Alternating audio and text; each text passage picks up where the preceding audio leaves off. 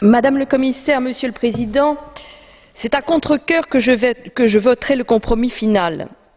Les négociations ont été terribles et ce vote est pour moi une décision imposée par la réalité du rapport de force au sein du Parlement et au Conseil. Les grands États producteurs, soutenus par une majorité de députés sensibles aux arguments de l'industrie, sont parvenus à torpiller la définition d'un objectif ambitieux de réduction des émissions. Je rappelle que la Commission avait proposé un objectif de 135 grammes par kilomètre en 2020. Le Parlement est par conséquent moins ambitieux que la Commission, c'est navrant. L'industrie automobile qui a bataillé contre ce texte, et nous venons d'en avoir encore quelques illustrations, n'a manifestement pas pris conscience qu'elle avait tout intérêt à être en pointe sur la réduction des émissions.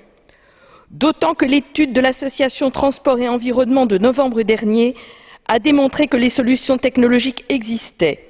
Elle note que les constructeurs automobiles en Europe ont réduit les émissions de CO2 pour les véhicules de tourisme de 2% à 10% en 2009, un constructeur japonais ayant quasiment atteint son objectif 6 ans à l'avance.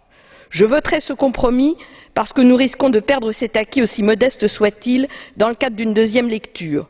Mais je tiens à souligner que nous ne rendons pas service aux industriels en défendant le statu quo et qu'en ce qui concerne les pouvoirs publics, ils sont au contraire de leur rôle en ne poussant pas l'innovation.